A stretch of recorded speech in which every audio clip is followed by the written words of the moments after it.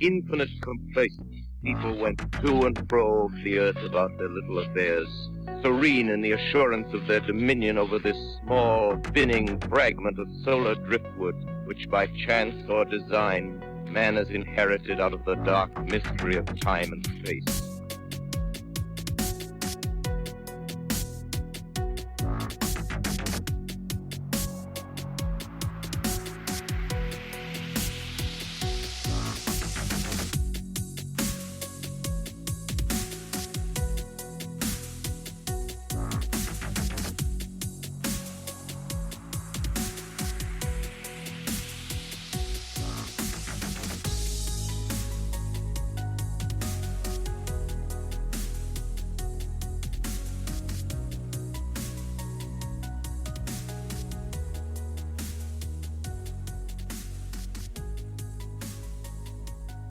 So on this episode of Into the Fray, I am very happy to welcome back on, at least from my side of things, not back to ITF, but just to be talking to him again makes me extremely happy.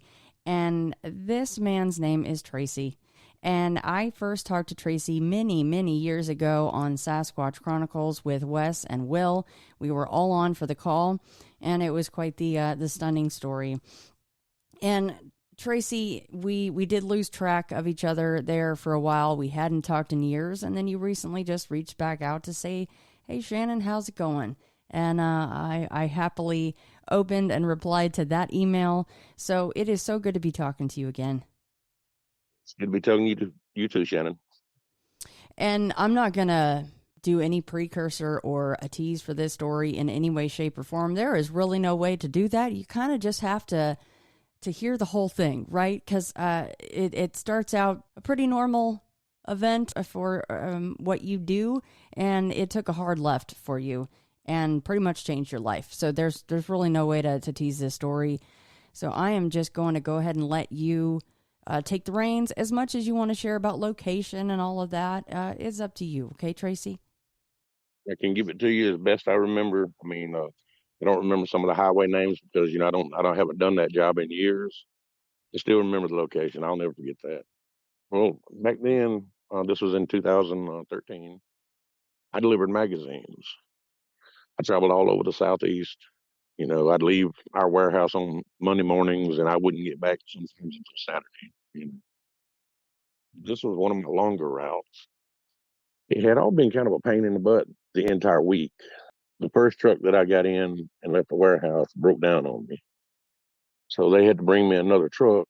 We had to swap the loads and everything. So that put me about a day behind right there to begin with. And normally where this encounter happened, I wouldn't have been in that location at that time.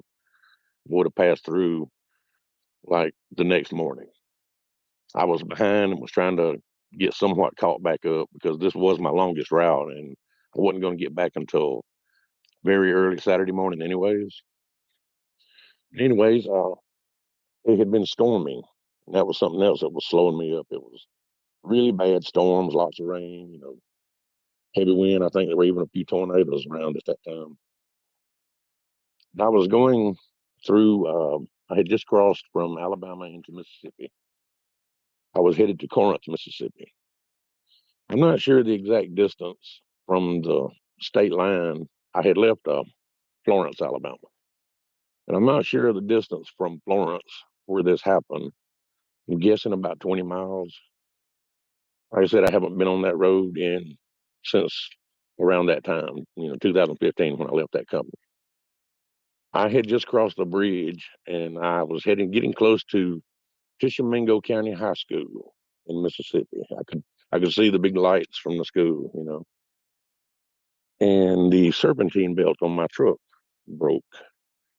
And that was a fairly common occurrence with them trucks. So I knew as soon as it happened what had happened. I lost power steering, I lost my air conditioning, you know.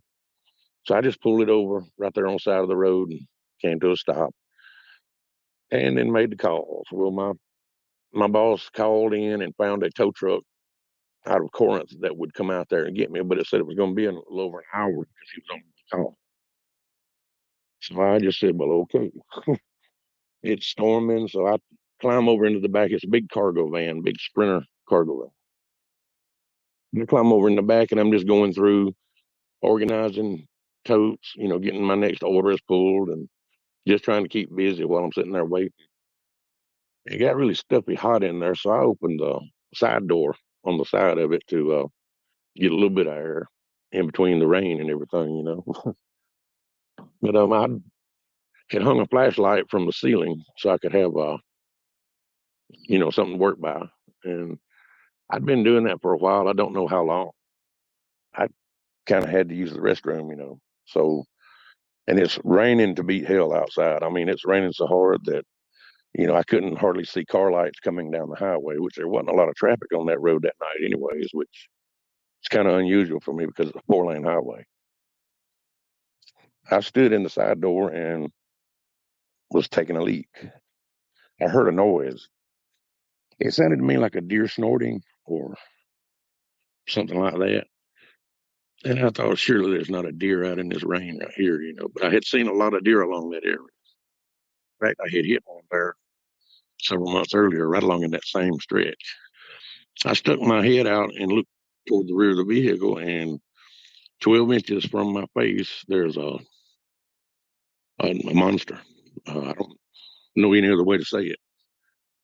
It was as tall as the vehicle that I'm standing up in. I was looking eye to eye to it, and it.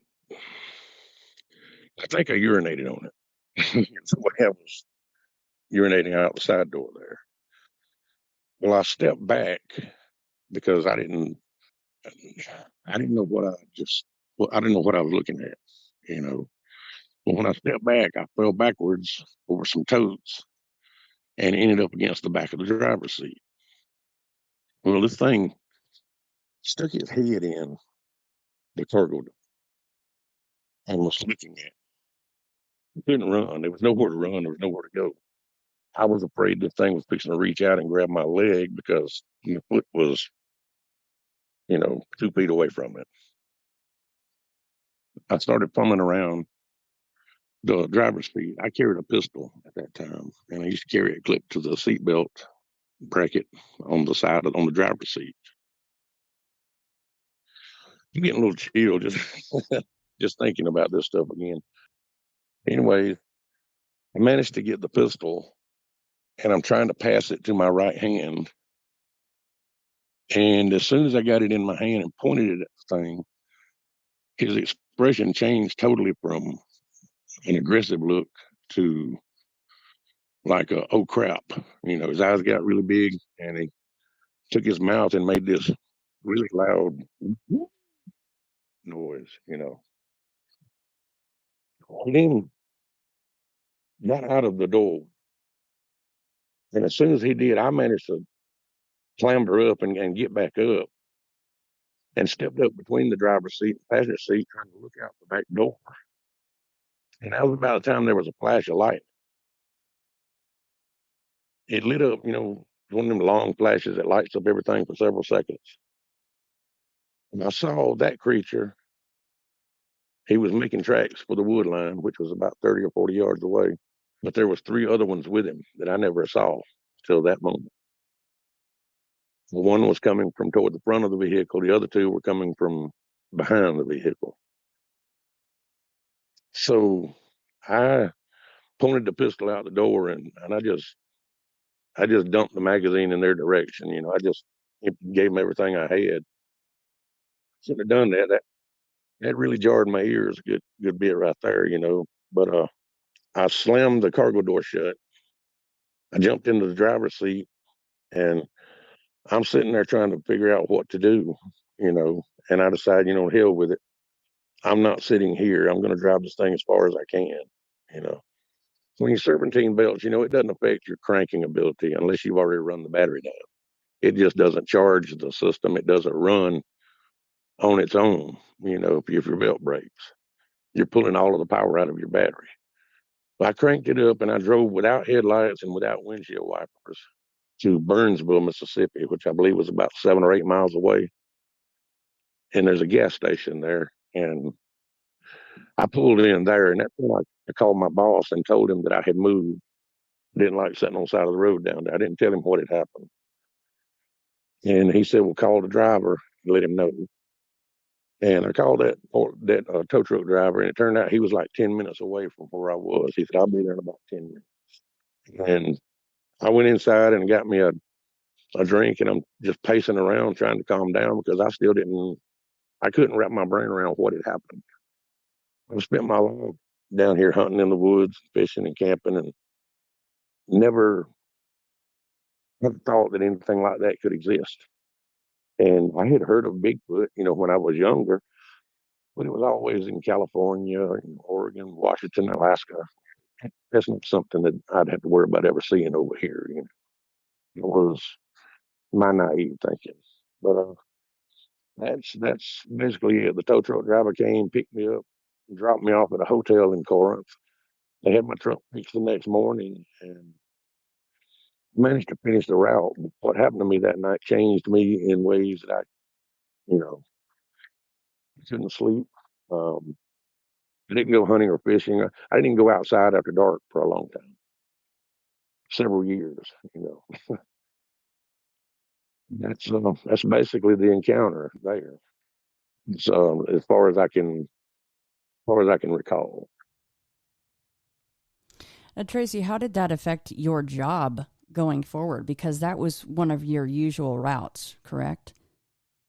Yes, and like I said, normally I pass through that area, around 8 a.m., 9 a.m. in the morning, and it was in the summertime. I remember it was late July because I had a birthday 6 weeks before. I don't remember the exact date, but this was probably around 7:30 or 8 p.m., maybe even later than that because it was full dark. You know, it was hard to do my job, especially in certain areas like that where I would have to drive through long distances. A lot of the time, I was in towns. It affected every aspect of my life. I mean, it everything. It affected every part of my life. I started having physical problems, because I was exhausted, because I wasn't sleeping at night. I mean, I would pace hotel room floors. We stayed in hotels during the week, while we we're out on the road, and I would pace hotel floors all night long until time to get up and go the next day. I would go home and I would catch myself walking from window to window, and having guns propped up in every location I could throughout my house. It ruined my life for quite a while.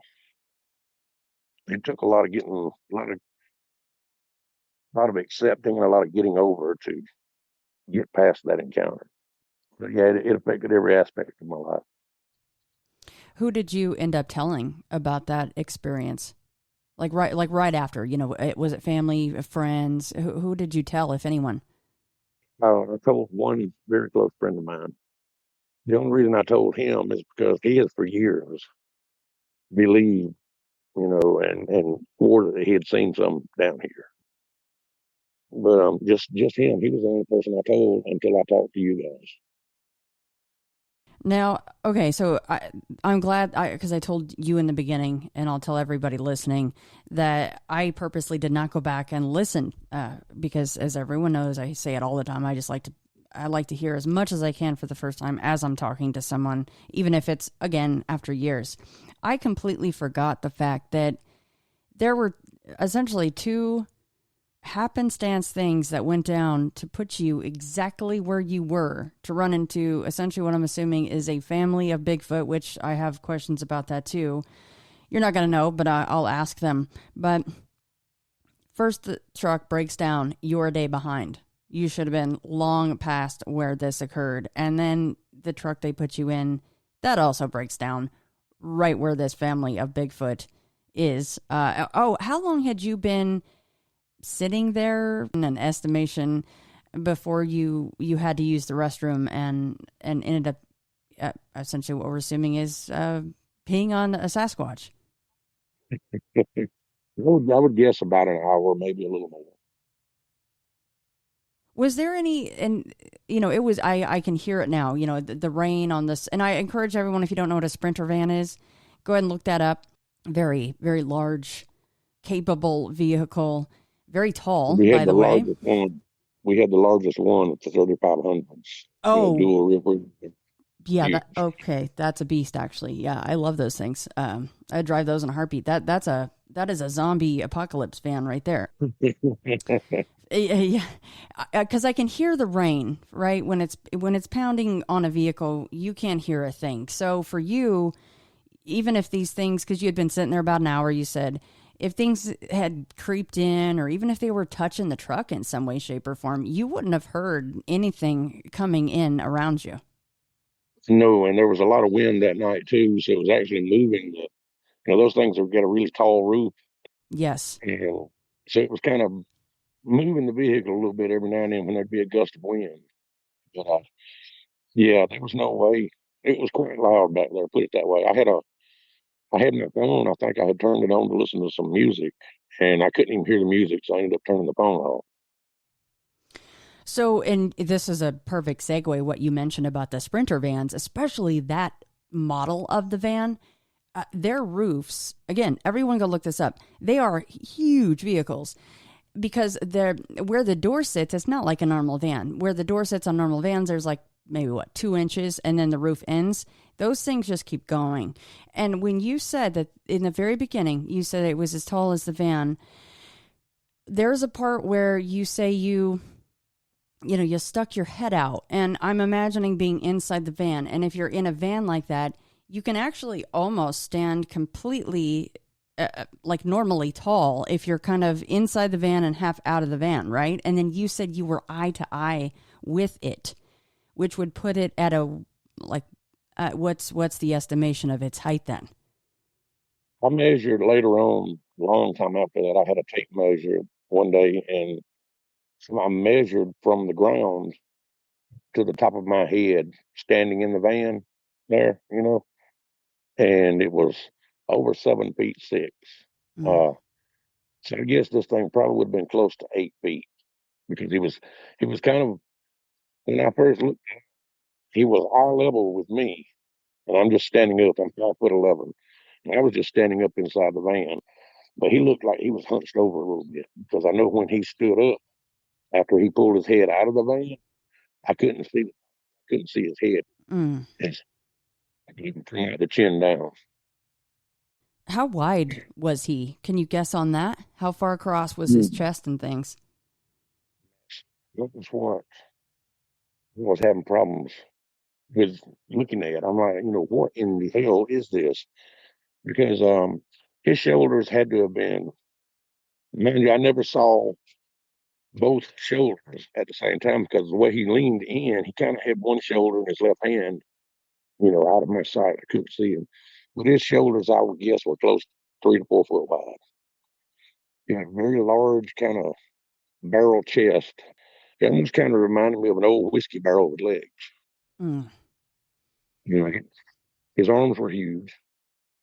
His hand, I saw his hand, one of his hands very clearly. It'd make two of my hands, you know. Oh, wow. What did they look like? I mean, that's maybe a strange question, but you know what I mean, like a gorilla's hand, something close to that.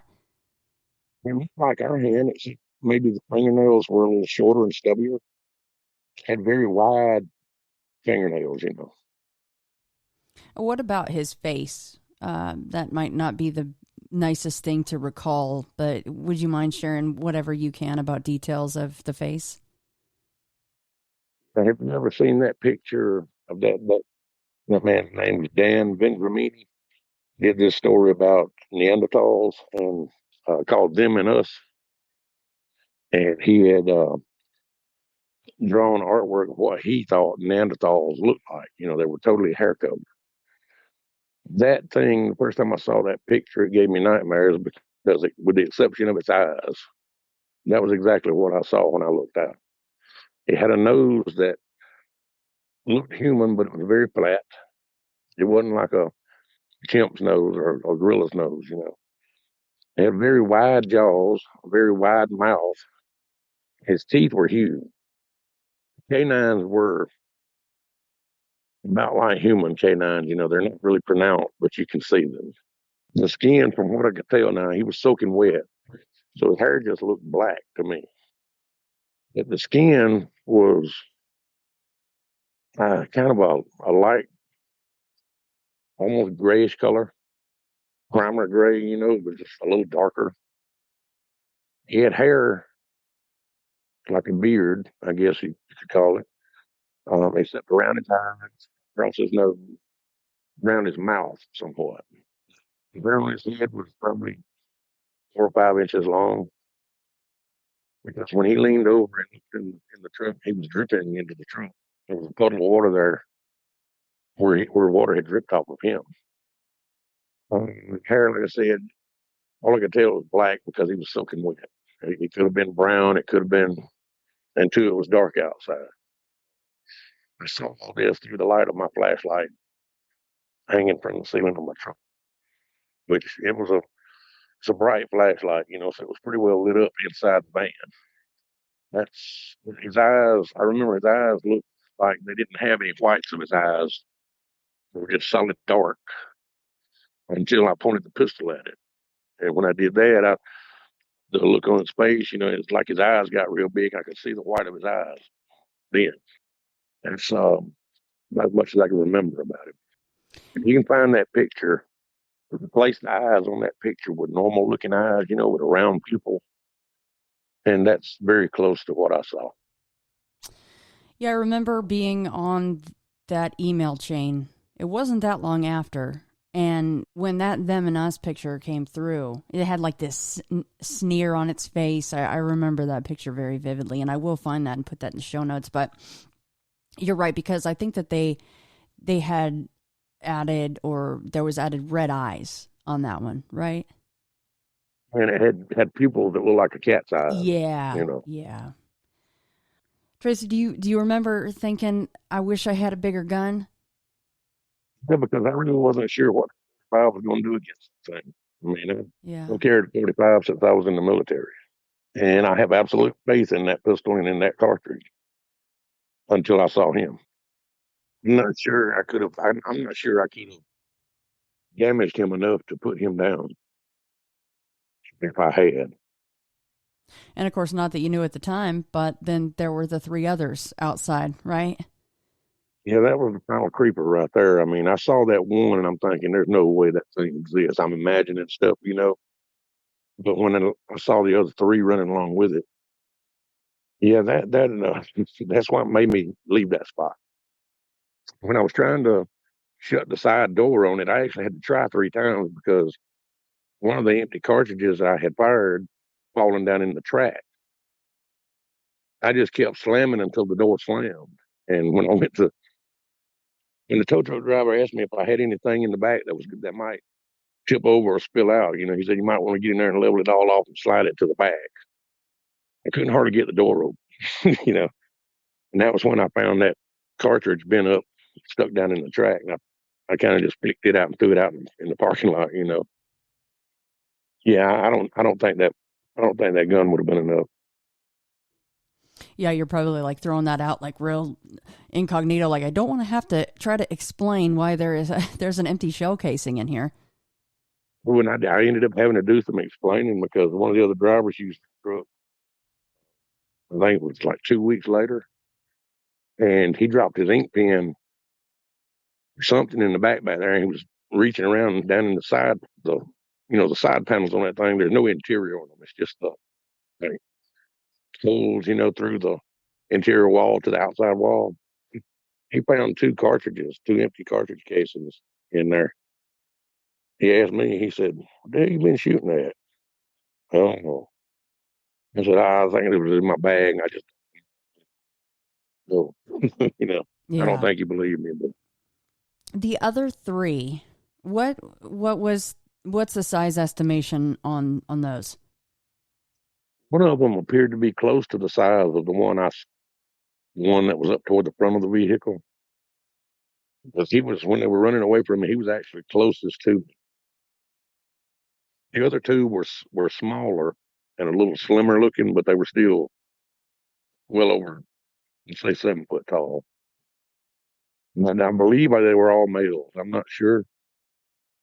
I talked to Tunbo after I came on the show before, and he's from that area, and he said more likely it was a pack of males out hunting, and One of the things that I didn't think about at that time, earlier that day, I had at one of my customer stores, I had bought a sack of fruit, some apples and some bananas, and I had eaten an apple and a banana while I was sitting there peeling around in the back of the truck. I just threw the peels out the door. Moonboy said he thinks that might be what drew them to the van, the smell of that fruit. I don't know. I just know the look on that thing's face to me felt like I was in trouble. Well, and being something that large and being so close to it and feeling that helpless, even though you have a gun in your hand, it has to be an awful feeling. Yeah, I've never felt that way in my life. I mean, like I said, I'm holding the pistol in my hand, but I'm thinking it's not going to do any good. You know. So yeah, that was it was a life altering event. I've gotten over the years. I go hunting, I go fishing, camping again, but it took a lot to do it. I can't relax when I'm out in the woods like I used to. Yeah, I would get tired and just sit down with my back up against a tree and fall asleep. I can't do that anymore. Whenever I'm in the woods, I feel like I'm hyper alert, always looking, listening. If it gets too quiet, I have to get up and leave. I can't stand being there. So to this day, Tracy, I mean, does this cross your mind every day at some points if you're driving, whatever you do for work now, or if you're thinking about, well, it'd be nice to go on a fishing trip, but dot dot dot. Every day, but pretty much every day. You know, at least once. Once every couple of days, I think about it. Or something will remind me. You get creeped out really easy sometimes when I'm out in the woods, and it gets really quiet. Like all the birds quit making noise and everything. That gets me that gets me going there. I have to leave. I can't stay there anymore. I mean, with you possibly actually physically urinating on this thing, that's for animals in the woods. That's a sign of marking territory and things like that. Well, So everything that could have gone wrong for you for that trip actually went wrong, right? I mean, between the breakdown, where you broke down, the shell casing in the door, you of course urinating on the Sasquatch, or even if you urinated near it, I would imagine set it off, and for it to stick its head in the I van. I mean, that it all went wrong for you. I didn't urinate on his feet. I guarantee you, I pissed right in front of his feet. Because Right. I was standing right at the very edge of the door right there. I know. Mm. But yeah, and yeah, you're right. That whole trip was yeah. It took a lot of things to happen to put me in that spot. And it just seemed like everything that could go wrong did go wrong. I know that you probably still listen to some shows. Do you hear people, well, even I say it, oh man, I'd love to have a confirmation experience and know that these things are out there. Do you think we're all kooks for saying that? Because look at what happened. Look at your experience. I don't think people are kooks, but I just say be careful what you wish for, because it might not be the just the sighting of one walking across the road in front of you, or walking through the woods or something. It could be close encounter, and you don't want that. I mean, I suppose if it wanted to, as you say, you were very close to, once you had tripped over the totes and your feet are out in front of you, it could have probably easily just snatched you right out of that van, and no one would be the wiser. It could have just drugged you right off, right? Exactly. And my foot was within reach of his hand, because that's what I kept looking down at his hand to see if he was fixing to move it. You know, and the way I had fallen backwards, I had tripped. I think my shoelace might have got snagged on a tote when I stepped backwards. But when I fell, I landed on a stack of totes. So I was actually kind of half sitting with my feet pointed straight at him. And yeah, if he'd wanted me, he could have got me easy. I mean, in fact, to this day, I believe that's what he was planning until I pulled the pistol. Really? Yeah, because I could tell by the look on his face when I pointed the pistol at it that it knew that it might not know what that thing in my hand was, but it knew it was dangerous. And that's when he let out that really loud whoop noise and disappeared, and they all hauled ass to the woods. Was there any answering whoops after he made his? No, just when he made that one loud whoop, his head was still inside the van, Mm. so it really had like rattled my ears. I mean, it stunned me for a second or two. I never heard another answering call or anything. And like I said, until I stood up from that spot and looked out and saw in the lightning flash, saw them running away. I didn't know there was any others. So I didn't. And it's strange. Sometimes I think about that encounter, and it feels like the whole encounter lasted 5 minutes.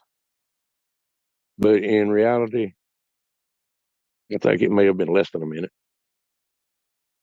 From the time I stuck my head out until the time they were running to the wood line and I started shooting. Maybe a minute. Does that kind of tick you off that something that lasted 60 seconds just completely changed your life in the way it did? Sometimes it does. Sometimes yeah, it does make me mad sometimes because, like I said, it ruined my life for several years. I mean, I ended up having to get on medications and stuff, which I'm off all medications. Now the only thing I take now is for some blood pressure medicine that I have to take. Well, you don't expect. I'm okay at that moment. I'm ticked off because we'd been complaining about the vehicles. They were having a lot of maintenance issues. I done had two vehicles break down in 1 week. Now I'm getting even farther behind, and I probably wasn't going to get back until Sunday morning, which meant I had to go home, do laundry, get a little bit of sleep because I had to leave around 1 a.m. Monday morning to go on my next ride. So I'm just really irritated about this. I'm hungry because I hadn't eaten since before lunch. Yeah, it just blew my whole world away. Prior to you pulling the pistol and actually physically pointing it at it, did it make any moves towards your foot, or did its eyes flick down like it was starting to plan that kind of a move towards you? His eyes flicked down once and looked downward toward my feet, but he looked back at me and was looking me straight in the eye. I mean, I was trying to watch his hand at the same time, keep my eye on his eyes to see what he might be thinking. That's what that's what makes me feel like, he was about to grab me by my foot and they was going to have some fun. I don't know how familiar you are with David Pilates and the missing 411 stuff, but even outside of just missing 411 stuff, do you think then after your encounter and as aggressive I mean, to me, most of the stories we hear of Bigfoot, they just like to be creepers. They just like to watch, and they like to do so from usually a pretty decent distance.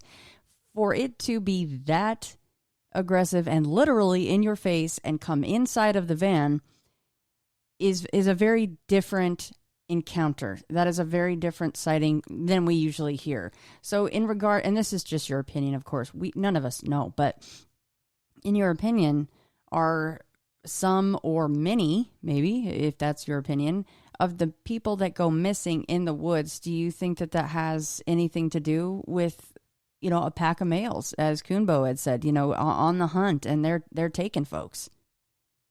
I believe that most probably are victims of something like that. I won't say all because over the past few years, I've read a couple of his books, and several of the cases they have found out there was foul play involved, criminal activity. Right. But majority of them, yeah, I believe so. I believe they do have something to do with it. Well, and maybe some of the cases, it's kind of a twofold thing. I mean, look at the bad luck that you had, couple the bad luck with, very wrong place at the very wrong time, and these guys were just in the area doing their thing. look what happened to you.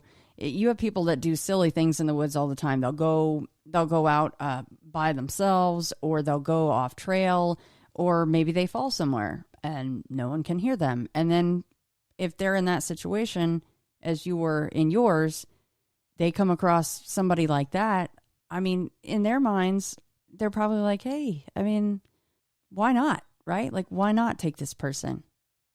Yeah. And two, look at this situation. Let's say you've got a hunter out in the woods and he sees one and decides to shoot it. What do you think the other three are going to do? That's my question right there. I don't think they travel alone. In fact, I've read where Patterson and Gimlin, when they filmed that, they had found the tracks of two others up on the ridge above them.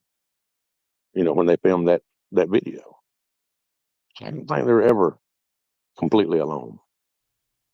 Well, and we know that it's a situation where, in even you said you had a point blank range with your pistol, and you're thinking there's no way this is big enough. So if that's the case for especially a single person out in the woods, I mean, unless they have a 50 cal strapped to their back to take care of a Exactly. whole group of these things, they're probably not coming out of that situation very well. And dead men tell no tales, right? So we wouldn't know if it happened or not.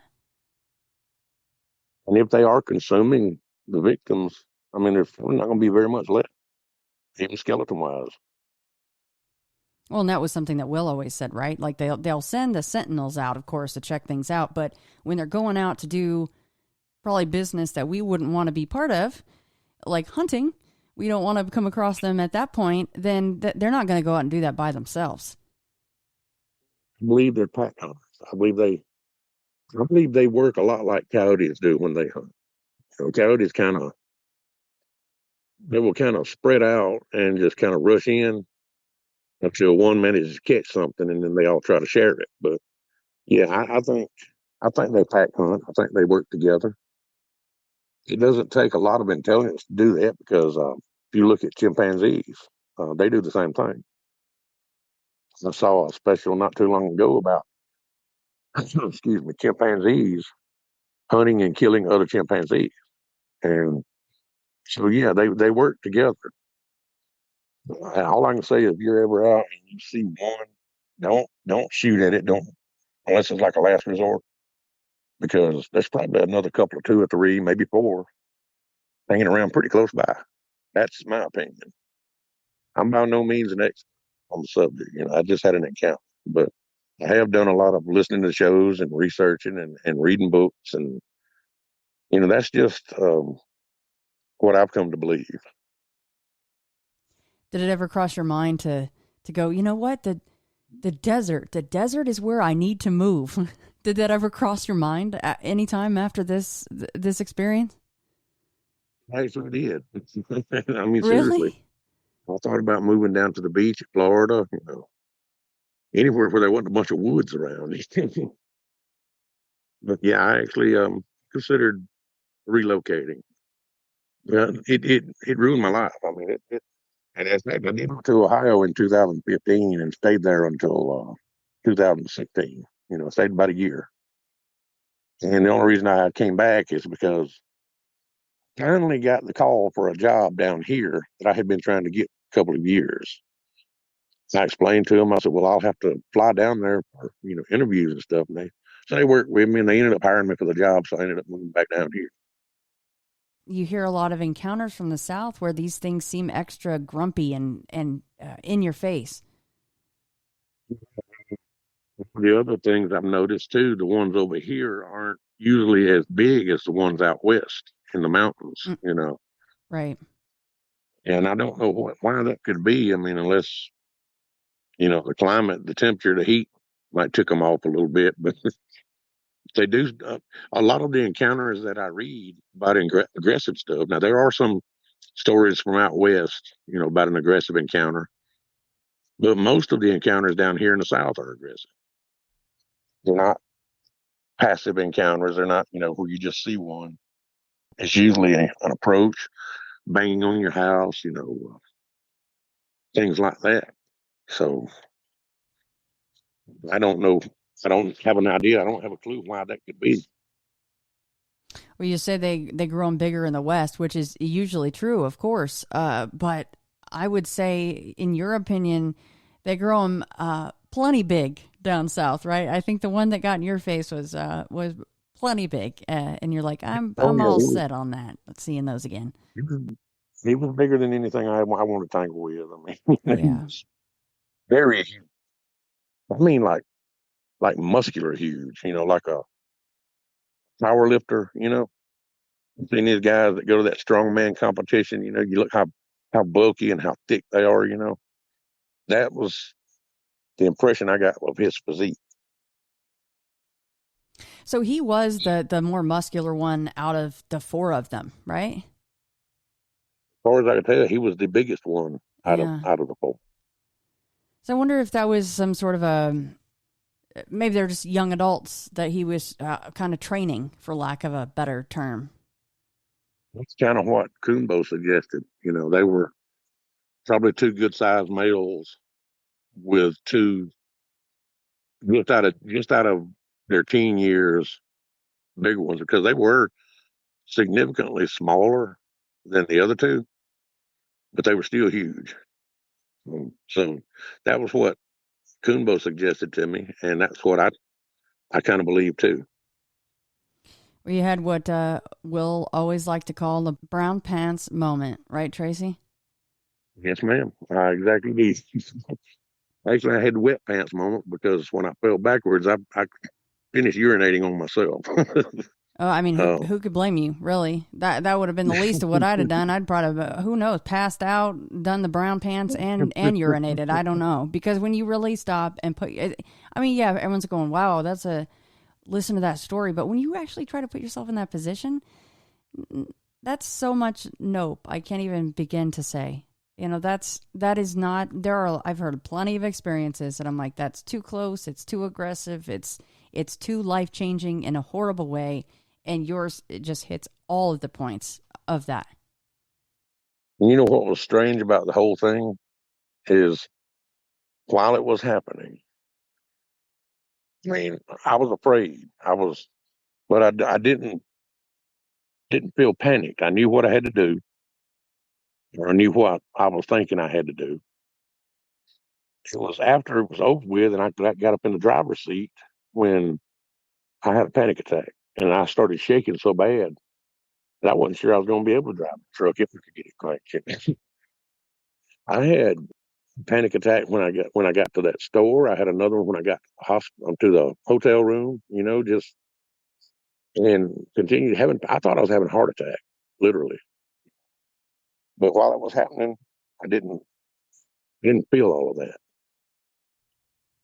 I just can't, being that close to something that large, which you didn't even think probably existed. I don't know how often Bigfoot ever crossed your mind prior to that, but to have that thing popping into the van like that. And that was just the one. Thank God that the other three didn't decide, hey, let me go see what's going on with the hairless thing in the van that old Jack over here has cornered.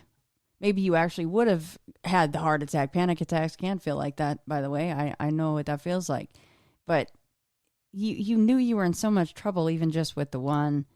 And thank God you didn't see the other three, at least at that point. At least they were running away when you realized, oh my God, there's more than one of them here. To tell you the truth, I think that the two smaller ones were actually looking in the back glass of the van. The doors on the back of that van, that particular van, it was the only one that we had windows in them. I think they may have been looking in the windows at Mm. me. And the other one, like I said, it came from the front. Of course, you can see through the windshield straight through the back of the truck from there. So they had you And they may have all surrounded. been watching. Yeah. Yeah. Oh, yeah. That's not the encounter that people want to have. That's when I feel like a jerk for, and I've said this before. That's when I feel like a jerk for saying, man, I want to see one so bad.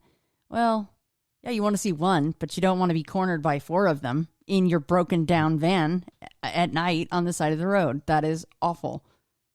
And people say that all the time, how they'd like to see one. And before I had my encounter, I had seen, the Patterson Gimlin film, and every I had seen every TV show on Bigfoot and Sasquatch. It was something that fascinated me when I was young. I'd read a couple of books on it and everything, but to me, it was something out west. They don't live over here. Don't know why I felt and thought that way. That's just something from out west because you never heard of anything around here. But as I got older, I had an aunt that was a full blood Creek Indian. We used to go spend a couple of weeks in the summer with her on her place because she had everything that teenage boys needed. Woods, creeks to play in.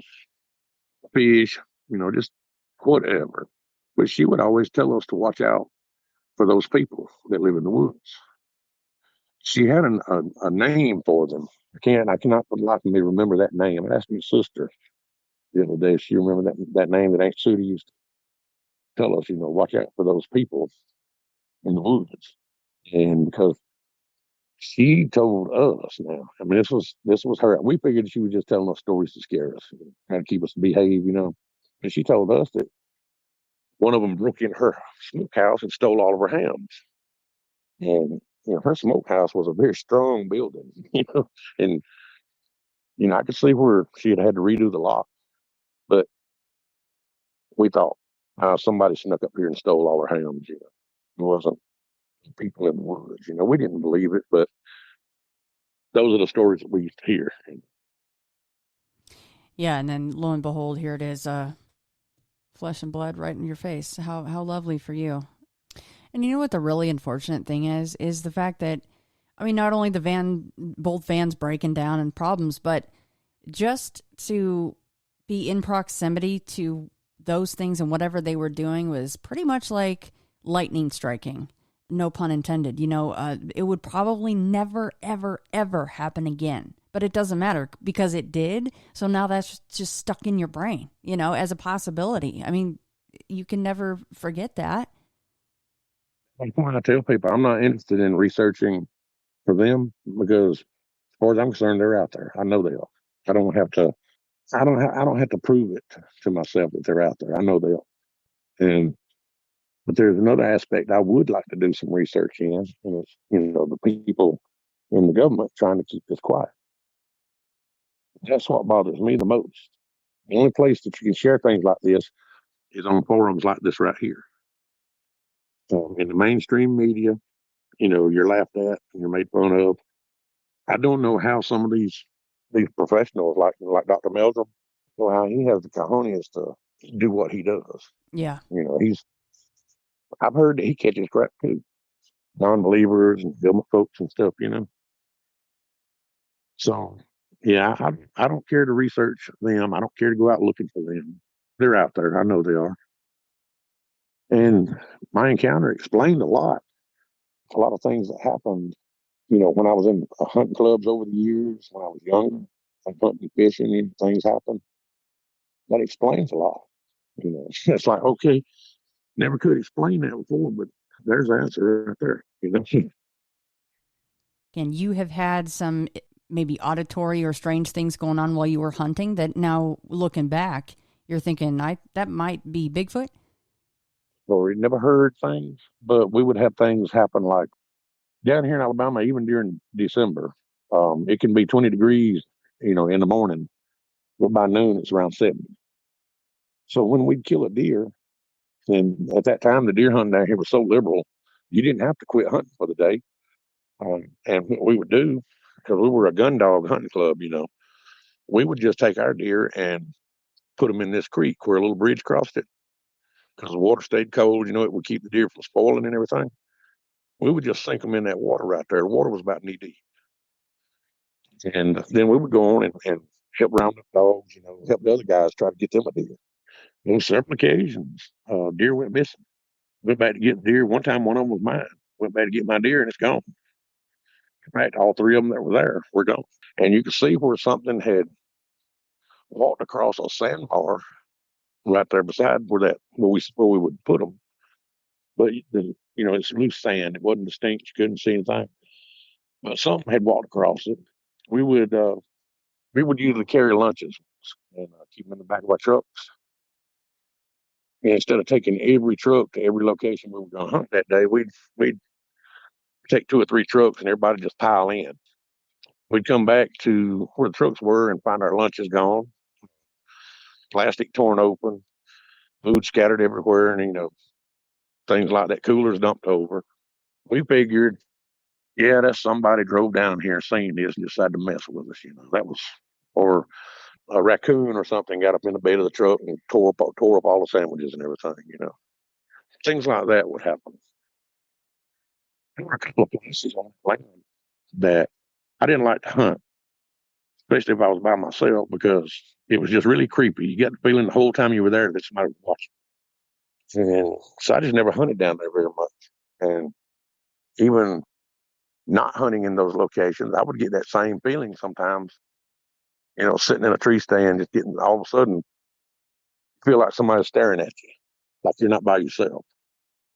So that explained, my encounter explained a lot of those things that we couldn't explain back then when they happened. And were all those occurrences in Alabama? In fact, within 5 miles of where I'm at right now. Mm. And there was this one guy. I think I may have told you this story before. The president of the hunt club, the man that got me into that hunting club, we worked together. One weekend, it wasn't during hunting season, but we used to have to maintain all the gates, fences, and everything on that property. And some people with four-wheel drives, they would go down there and tear down the gates and go mud riding on the trails. And we had went down there, and 3 of us had spent the day fixing 2 gates down there that had been torn down. We had a welder, a generator, and everything in the back of one of the trucks. And we spent that whole day down there working, trying to fix this stuff. Well, when we got through, we just went out on there's a great big power line, one of those huge power like transmission lines that goes across the middle of the property. We parked out there on that power line as it was getting late and cracked open some beers. And we were just sitting on the tailgate of the truck, parked at the edge of a real steep hill. There was a creek down below us. In fact, that creek we used to put our deer in. The place we used to put them was about 100 yards downstream from where we were. But anyways, we're sitting there and we thought we were hearing, wild pigs grunting and making noise. And a couple of times I thought I heard a deer make a grunt noise. Well, that next day, we stayed there till about 11 o'clock that night. We were shining lights down there, but we couldn't see anything. But we just figured it was wild hogs because we'd had a bunch of them come into the area around that time. And they're all over down here now. But they're kind of dangerous. You really don't want to mess with them. They will mess you up. But the next day, after we left that night, I go home. The next day, one of those guys called me. He said, "Hey, did I leave my tool belt in the back of your truck?" So I went out and looked. I said, "No." He said, "Damn." He said, "I must have laid it down out there while we was on the power line." He said, "Well, I'm finna ride down there anyways." I said, "I'll come by and pick you up." So I went by and picked him up and we went down there. And sure enough, he had laid his tool belt down on the ground and forgot it. But we're looking down toward the bottom of that hill, and there are pine trees that are about maybe 3 foot high, had been uprooted, pulled up by their roots with a big dirt clod still attached and thrown up the hill at us. I mean, there were about 20 of them. We couldn't figure out what in the world did. We was like, what happened here? We just said, okay, whatever. Well, that night I go into work and I'm talking to the hunt club president. I said, "Oh yeah, I told him about that happening." And he just started laughing. I said, "What are you laughing at?" He asked me if I ever met this guy. He called his name. I'm not going to say it. But I said, "No, he got out of the club before I got in." He said, "Yeah." He said, "Well, the year before he got out, he was sitting on the opposite hill from where y'all were on the other side of the creek." He said, "You know where that big trick platform stand is?" I said, "Yeah." So he was sitting there and he saw some big hairy thing walk across the power line down there alongside the creek and walk off into the woods. And he said it scared that man so bad he wouldn't hunt out there by himself anymore. This is before and I asked him, I said, "Well, you believe he really saw something?" He said, "I don't know." He said, "I try to stay open minded. But he was an older guy. He said, "I just don't know." He said, "But I know that man, I've known him most of his life. He said he's hunted and said now he's scared to go in the woods. Mm. So, things like that went on out there. But nothing that would have pointed to us as it being Bigfoot. I mean, to us, there was always an explanation. We just couldn't find it most of the time. Yeah, I've heard a lot of researchers say that, as much as they can, they try to make things easier on themselves. And of course, they cut out huge swaths of trees to put up power lines, and they use those as their little highways, just it's easy travel for them. Yeah, yeah, and this one, it was about, I'd say about maybe 80 yards wide, and it had those big giant towers, all the way across it. And you could walk from one end of our property to the other and never go in woods. You'd have to cross several streams, on the power that crossed the power line. But yeah, it was clear, and it's one of my favorite places to hunt because you could see. I don't know if you've ever been down here in Alabama, but the brush is very thick. You can only see probably about 30 or 40 yards in any direction in the woods. But out there, you could see hundreds of yards, because it was just that old sagebrush and small pine trees and stuff, which they would mow down usually about once or twice a year. Yeah, see, and there's another guy, that hunter that had been hunting his whole life and he loved it, and now he doesn't do it at all. He will not go in the woods. Told him he wasn't getting back in the club. He wasn't hunting until he was through.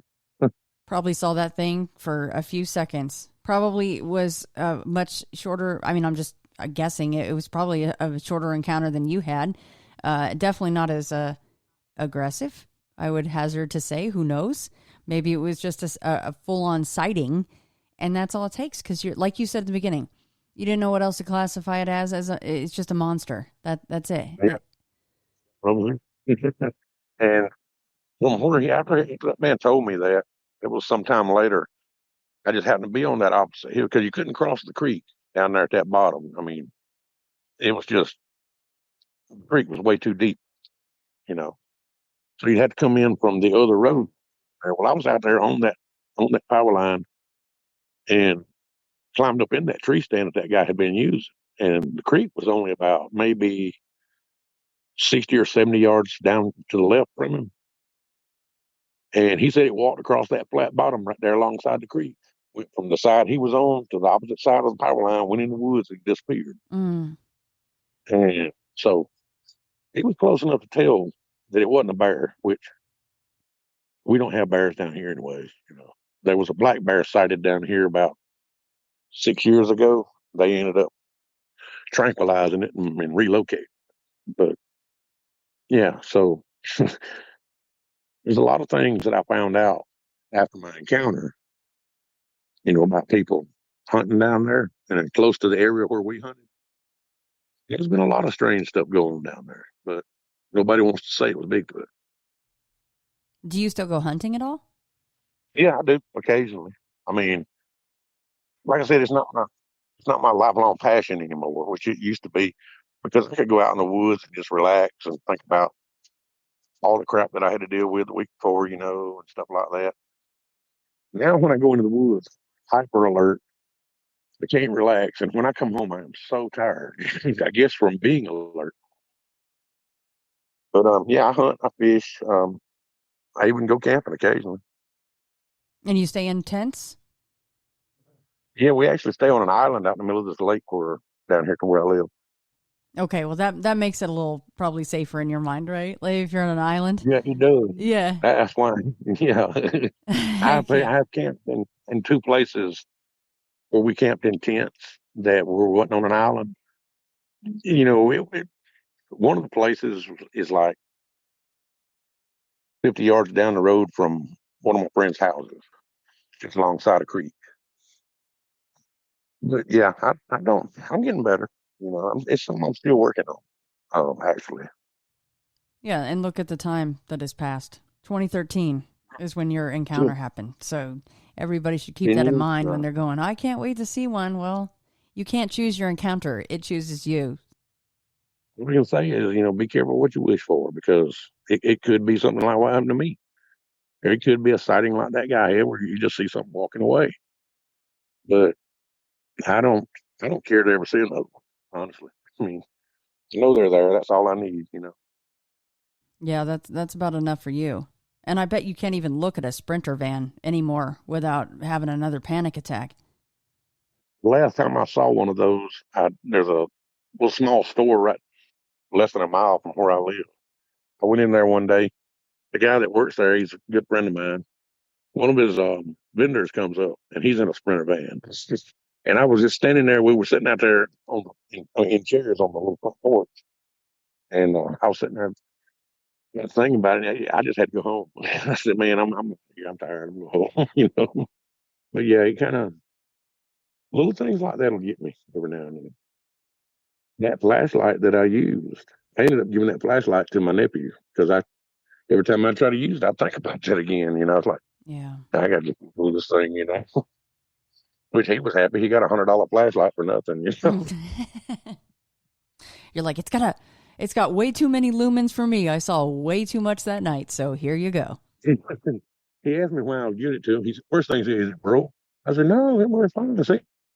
He said, "What are you up to?" I said, "What are you talking about?" He said, "You wouldn't even loan me this flashlight one time." He said, "Now you're giving it to me." I said, "Well," I said, "I got a better one. I like it better." Yeah. You're like, yeah, you don't want to know why I'm giving this to you, bud. You do not want to know. Yeah, I've never told him either. I don't blame you. It's not something that I talk to very many people that know me. There are a couple of people that since then I have told about.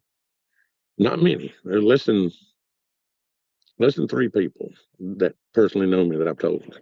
Yeah. Well, I would say three people exactly. Yeah, it's not an easy thing to talk about. Even when it's just an interest, it's difficult to talk about, let alone saying, here's what happened to me. Yeah, and it's easier for me to talk about like in the surrounding I'm in right now. I mean, I'm standing out here in my backyard in the shade, just parked up on my truck, and it's a beautiful day down here. A few clouds, but nothing big. The woods are 30 feet behind me right here, but I'm not bothered. But if it's dark and outside, I don't want to talk about it. I don't want I'm afraid I might have another panic attack. It's funny, as soon as you said that, for the first time, I heard a very loud bird just chirping to say, it's okay, Tracy. Like, it's all right. It's just us out here, like, trying to reassure you. That's so funny. It came in at that time. You've been outside this whole time. I just now heard a bird. There's a big woodpecker in a tree not too far away from me. Yeah, he was, like, trying to reassure you. Yeah, you're right, Tracy. Everything's good right now. Nothing to see here. No monster in the woods. I mean, to actually still be living in anywhere with woods after this happened would, I think, be a very brave thing to do. Not that everybody can, of course, very few people can just pick up and move, of course. But yeah, what a huge no thanks for your encounter. But Tracy, I really am just happy to be back in touch with you. I know that Will is as well. I'll be texting him and telling him that I finally got to talk to Tracy again today because it made me very happy to do so. Well, I'm glad. Yeah, I've been on his show. He asked me to join his team, so I go on the show and with them. And when they talk to guests and everybody, I just started doing that about 3 weeks ago, 2 or 3 weeks ago. So usually on Saturdays we get together and he has guests on. We ask questions, and it's it's interesting. It's fun, and it's not researching the creatures for me. I'm interested in like there's this one lady who was on his show not too long ago. Some guy that claimed to work for the government's been harassing her, and he claims to be a good buddy with Tom.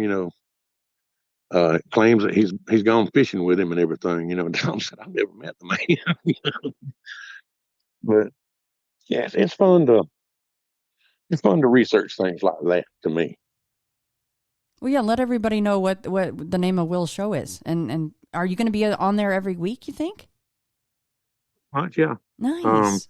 he does too. He does campfire talk, which is just mostly us sitting around, talking about whatever pops up. Mm-hmm. But then he has his other show, Creek Devil, America's Creek Devil, Bigfoot. look him up and get on the show. I mean, listen to the shows. It's I find something every weekend, something interesting, you know. Yeah. So Yeah, I'll be sure to link yeah, those in well, the show notes. No, that's great to hear that you're going to be a reoccurring voice on there. That's really good because I think that those of you guys that have actually seen these things, I mean, I've talked about them for years, but I've still not seen one. It's just a whole nother level of understanding and camaraderie, I'm sure, between those of you guys that have actually seen them, which Will has as well. yeah, and they actually get together and go on expeditions.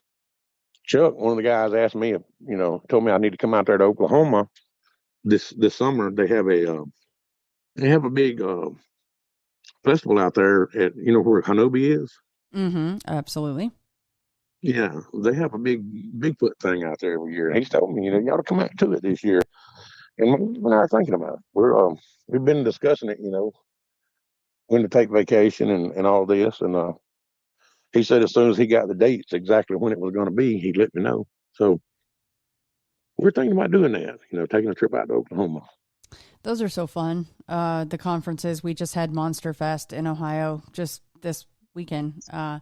And it's just nice to get together with like-minded folks. It's just a bunch of people just flying their freak flags, and you're talking about Bigfoot and you're talking about UFOs or whatever it is. And it's just nice to have that concentration of people. We're in Ohio with that. In Canton. Yeah, okay. Speaking of Oklahoma, I mean, I've heard a lot of pissy encounters out of Oklahoma in regards to Bigfoot. So I have too. And Chuck and I were talking about that one day. He said, yeah, you hear a lot of them like that down here. yeah, they're just pissed off. I'm like, it's the humidity. I'm telling you what, they're all angry because they're out in the humidity with all that damn hair all over them. Who could blame them? Exactly. I feel bad for them, man. I'm like, I'd be pissed off all the time too. Yeah. Putting yourself in their shoes, I guess I would too. I mean, but Still, they could have gone a little easier on you. That one could have they could have just let it go. The rain the rain's going to wash away the urine. He didn't mean to. He wasn't trying to mark no territory, man. Just move along. yeah, I mean, and we were talking about that marking territory, thing several weeks back, with Will and all. This friend of mine's got this big dog. Every time I pull up in the yard over there, that dog has to run over there and pee on my tires. All the way around my truck, he pees on every tire. So one day he did it, and I said, "Look at that dog." He just started laughing. So as soon as the dog got through, I went over and did the same thing.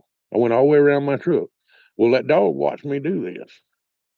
And I go back and I get up on the porch and sit down.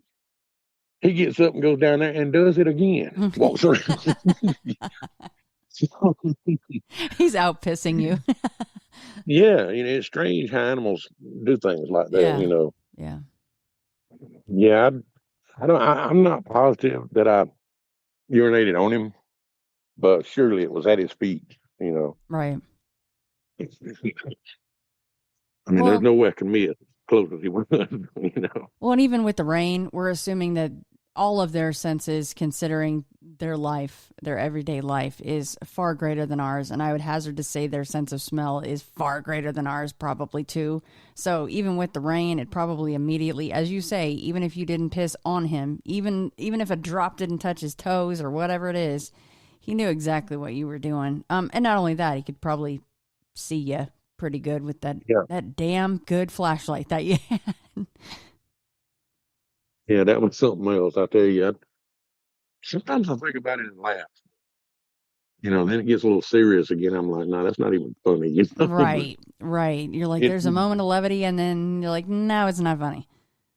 I just want to thank all of y'all for helping me when I first called. I mean, y'all were the ones that helped me find a way to get to where I'm at now, and I really appreciate that. Absolutely, Tracy. Yeah, I was happy to be talking to you and talking to you after the show, of course, because I know how hard it was for you to relive it so soon after.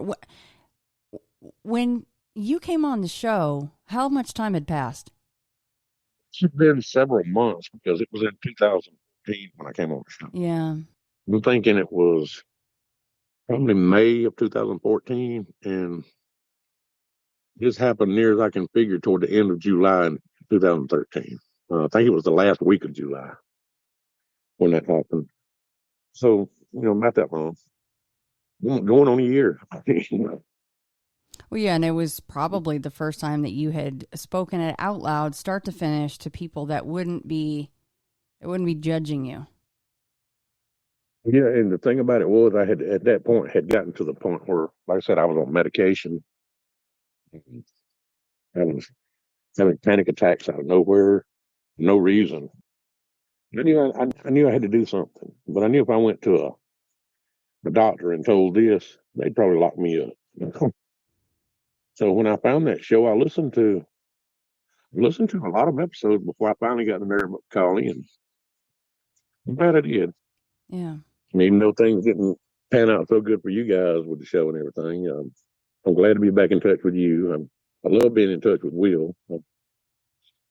He's got a new book coming out soon. I can't wait to get my hands on it. Yeah, Will is good people, and I'm so happy to be back in touch with you. When I saw your email come through, I just lit right up. That's why I got right in touch with you. I was so happy that you did that, Tracy. I was looking for something on YouTube. Something I had seen on YouTube. I was going to show my wife, and I was trying to find it again. Your show popped up down there. I said, "Well, I'll be damned, that's Shannon."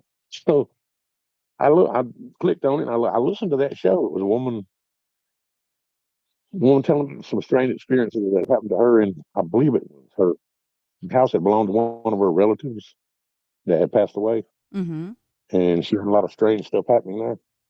And when I got through listening to it, I decided to just give you contact and hit you up, say, "Hey, what's up?"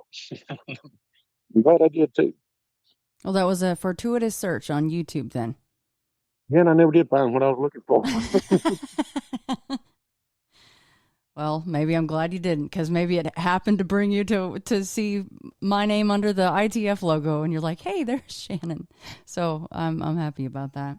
Well, thanks again, Tracy. Yeah, we're gonna keep in touch this time, though. None of this going years without speaking, please. Absolutely. We'll stay in touch.